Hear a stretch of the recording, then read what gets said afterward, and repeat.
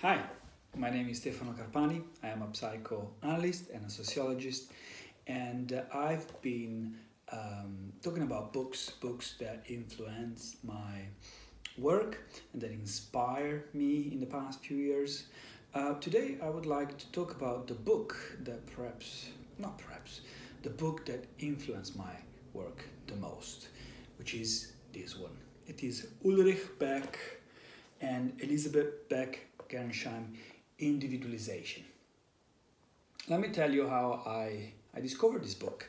I was in Manchester, when I was a student at Manchester Metropolitan University. It was fall 2002, and I had started my MA, Master of Arts in globalization, culture and society at Manchester Metropolitan University.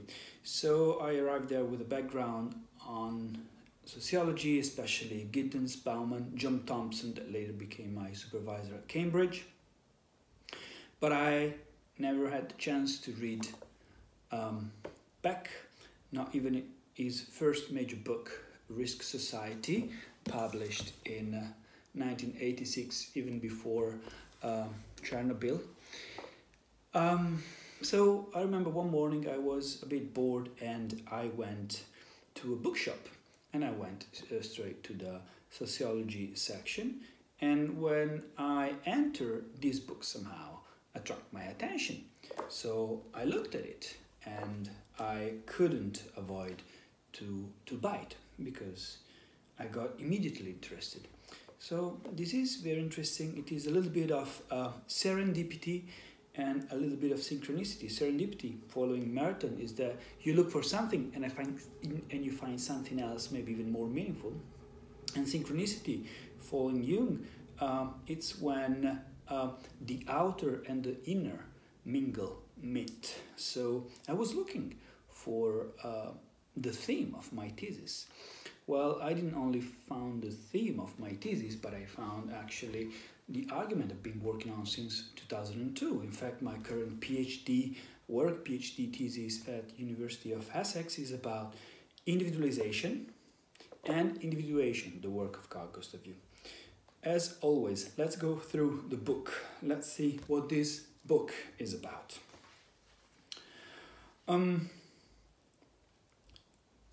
Beck and Beck-Gernsheim underlined that an international dispute about fundamental principle is raging beneath the surface of the social sciences. One side starts from the idea that the social and political landscape has fundamentally changed, at least since the collapse of the Berlin Wall and the Soviet Empire in 1989. An epochal shift. Also, they suggest that we have to take into account globalization, take into account the risk society. What does it mean? Does it mean that in the 80s something very important happened? That is not only the fall of the Berlin Wall, but also the epochal shift is in terms of values. That after the 50s, after the 68, after the 70s, the institutions that were leading the society started to erode and to collapse.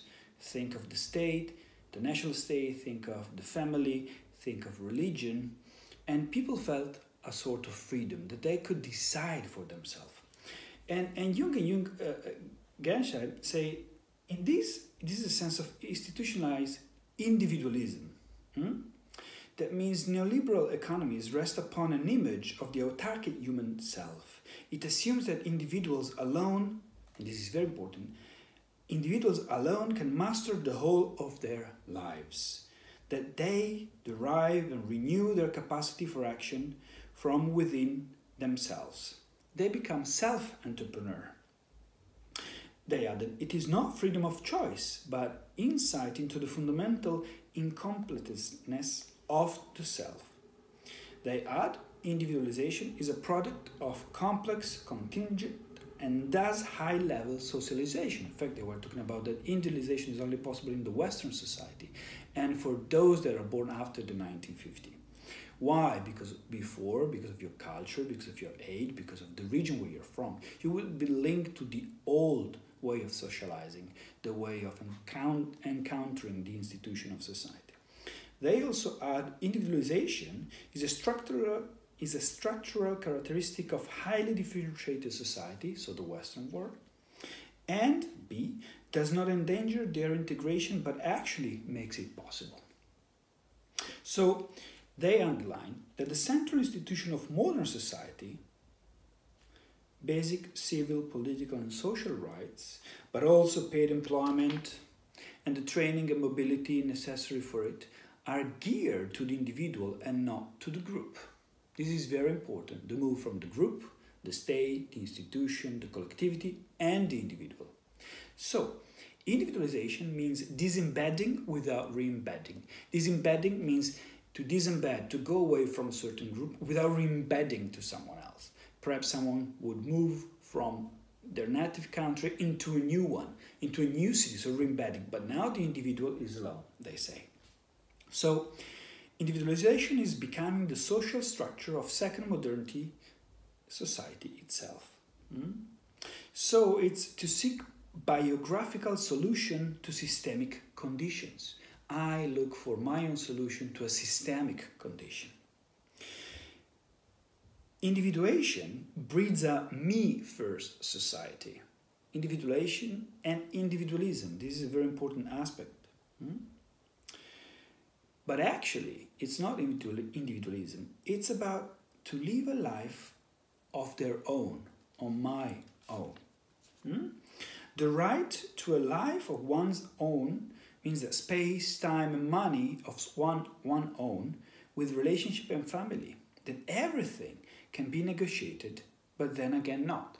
It means people marry, but marriage is a constant negotiation. It doesn't about the rules of the past. Everything is a constant negotiation with oneself, with the other and the collectivity. Each has a right to a life of his or her own, and that the terms of living together have to be negotiated in each case. It's a freedom culture. Is it a freedom culture? I would ask myself. So class, social layer, gender presuppose a collective molding of individual behavior. The old idea that by knowing that someone was a Siemens apprentice, you also know the thing he said. So class. The way he dressed and enjoyed himself. What he read and how he voted. This chained syllogism has now become questionable. Indeed. The social inequality is on the rise precisely because of the spread of individualization. And the limits of individualization should be sought in the individualization process itself.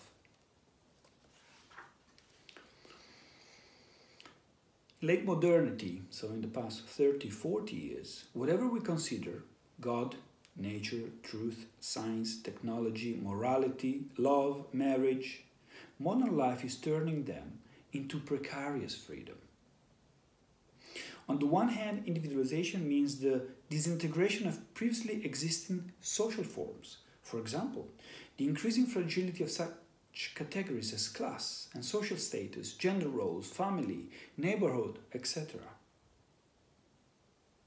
Everything has to be negotiated. Everything has to be reshaped. In fact, the previous president of the United States, Barack Obama, was not born in a family, in an affluent family. This is a big example.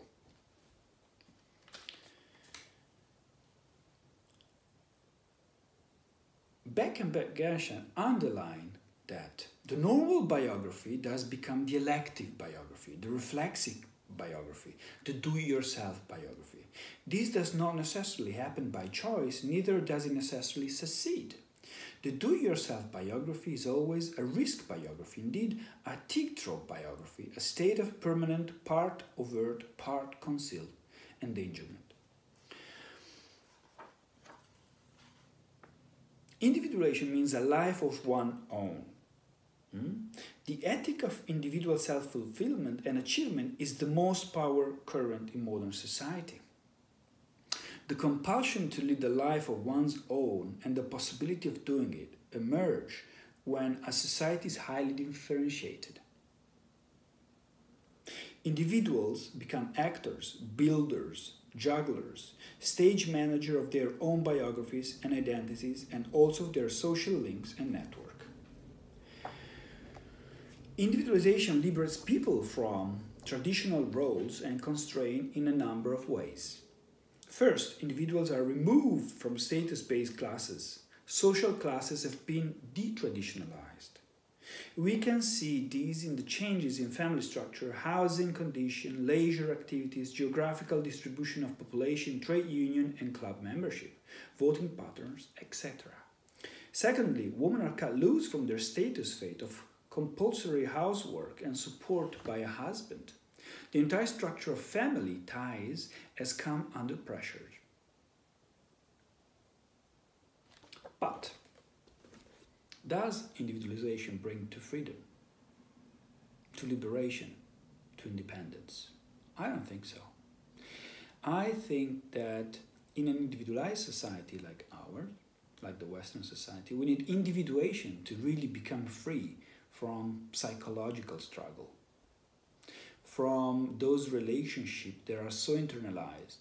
It's not because a man or a woman has financial independence that they are independent. If there is no emotional independence, there is no freedom. Thank you.